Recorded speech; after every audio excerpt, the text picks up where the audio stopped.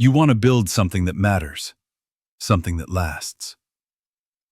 That's what I told myself every morning for 8 years as I walked into Sterling & Associates, the architectural firm where I'd poured my soul into designing buildings that would outlive us all. I'm Damian Kingsley, 36 years old, and until 3 months ago, I was the lead architect at one of Chicago's most prestigious firms. But let me tell you how it all fell apart, and how I built something even better from the ashes. It started on a gray Thursday morning in March.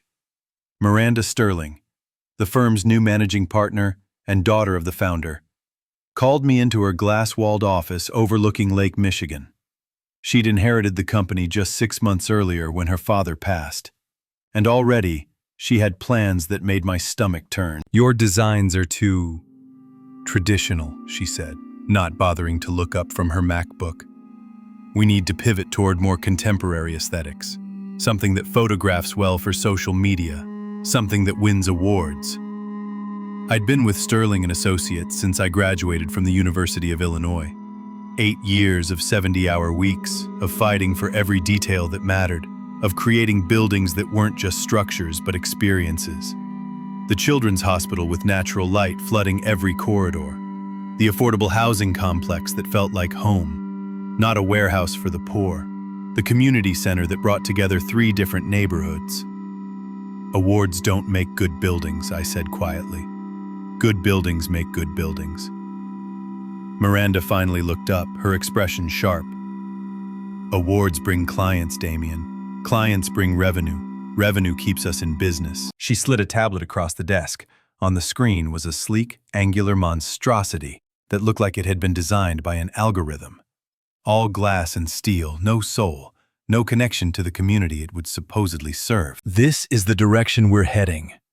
Clean lines, maximum visual impact, Instagram-ready architecture."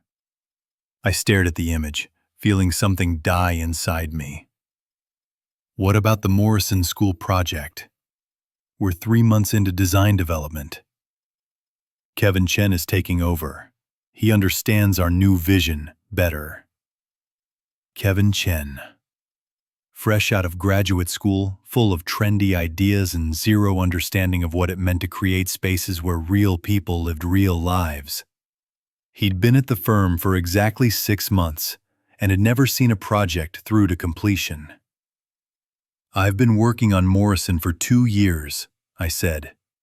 "The community meetings, the site analysis, the programming, that school was designed around how children actually learn. And Kevin will execute it beautifully, with some necessary updates, of course." I should have fought harder, should have argued about the contracts, the relationships I'd built, the trust the community had placed in me. Instead, I just asked when my last day would be. Miranda seemed almost disappointed by how easily I accepted it, like she'd prepared for a battle that never came. "2 weeks should be sufficient for transition. You'll need to turn over all project files and documentation."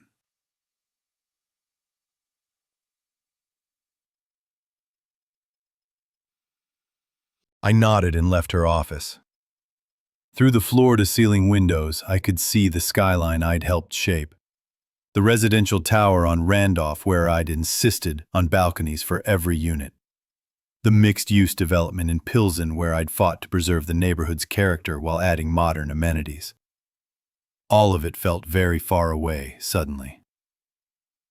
That evening, I sat in my Lincoln Park apartment with a glass of bourbon, staring at the drafting table where I'd sketched ideas in the quiet hours before dawn. 8 years of work, reduced to a cardboard box of personal items, and a non-compete clause that prevented me from practicing architecture in Chicago for 18 months. The next morning, I started cleaning out my desk. My assistant, Sarah, found me there at 6 a.m., boxing up books and awards. "Damien, what's happening?" I told her about the meeting with Miranda. Sarah's face went through the same progression mine had: confusion, anger, resignation. "But the Morrison School project. You know that community. You spent months earning their trust." It's Kevin's project now. Kevin doesn't know anything about designing for children. His graduate thesis was about deconstructing spatial hierarchies or some nonsense. I just shrugged and continued packing. What was the point of being bitter? Miranda owned the company. She could hire whoever she wanted, fire whoever she wanted, chase whatever vision she thought would make her rich. 2 weeks later, I handed over my key card and walked out of Sterling & Associates for the last time. The security guard, Miguel, who I'd talked with every morning for 8 years, looked confused. "See you tomorrow, Mr. Kingsley?" "Not tomorrow, Miguel, but I'll see you around." That was May 15th. By May 18th, Kevin had completely redesigned the Morrison School. Gone was the central courtyard that encouraged community interaction. Gone were the flexible classroom spaces that could adapt to different learning styles. Gone was the green roof that would have taught children about sustainability. In their place, a stark, modernist box with floor-to-ceiling windows and an angular facade that looked impressive in renderings, but would be hell to maintain and impossible to cool efficiently. The community meeting was a disaster.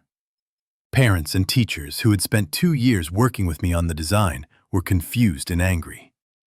Where were the spaces for art therapy? Where was the library that doubled as a community meeting room?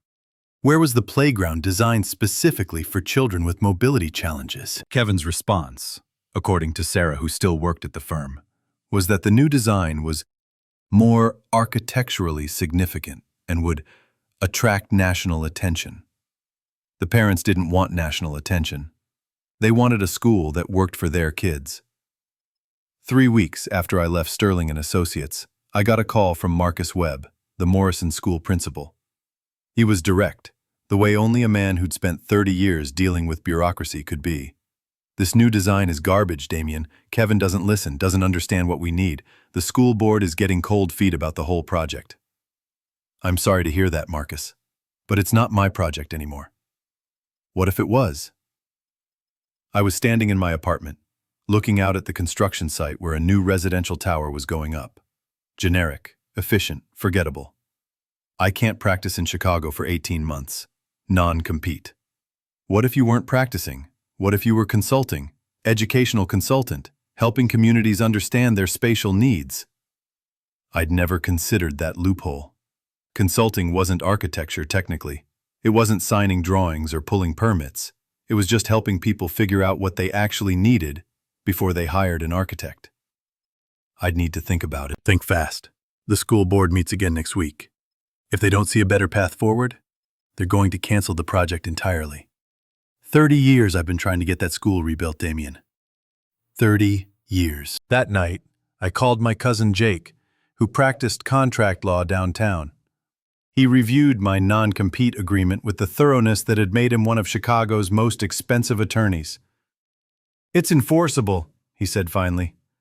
"But Marcus might be right about the consulting angle. You're not practicing architecture if you're just advising communities about their needs. Different profession entirely.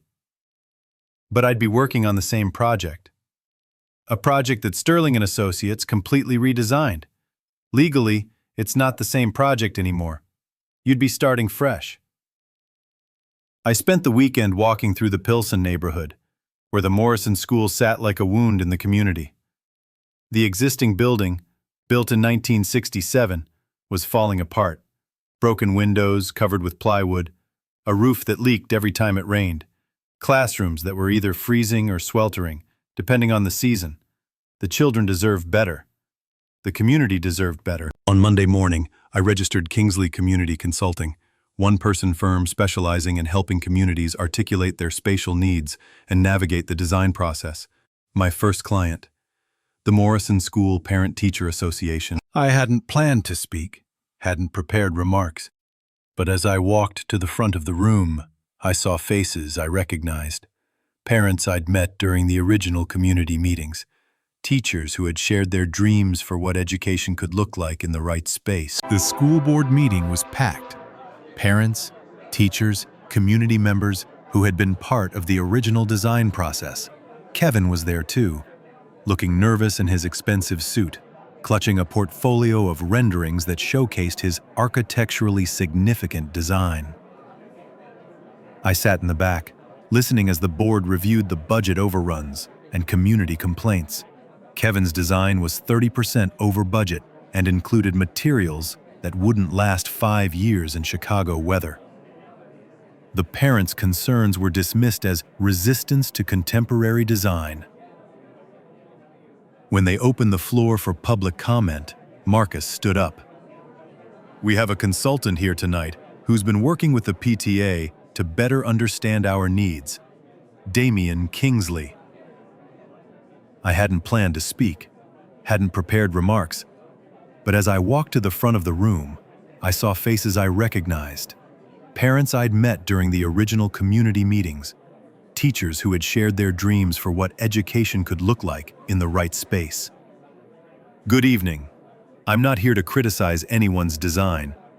I'm here because this community spent 2 years telling us what they needed, and somewhere along the way, we stopped listening."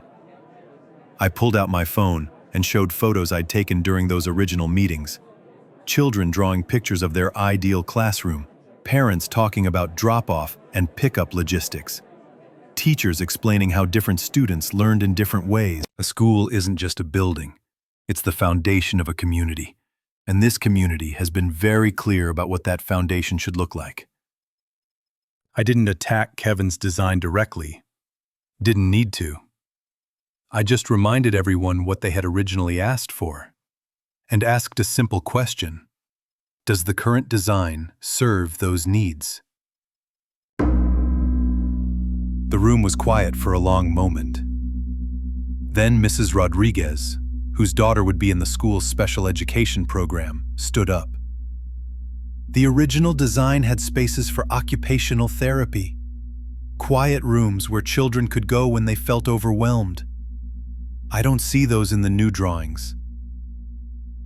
One by one, parents and teachers stood up to point out missing elements. The community garden, the flexible auditorium that could host neighborhood meetings, the makerspace where children could learn by building things with their hands. Kevin tried to respond, but he was clearly unprepared for specific questions about functionality. His answers were all about aesthetics and awards, not about children or community. The school board voted to pause the project and review the community's concerns. Not a victory exactly, but a chance to start over. After the meeting, I was surrounded by parents and teachers, asking questions, sharing ideas, expressing frustration with the whole process. As the crowd thinned out, Miranda Sterling appeared beside me. "Interesting presentation, Damian. Just helping the community understand their options." She studied me for a moment, and I saw something I hadn't expected: respect, maybe even regret.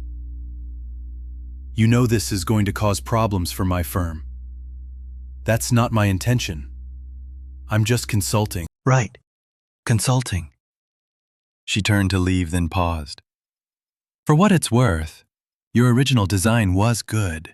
But good doesn't always mean profitable." "Maybe profit isn't the only way to measure success."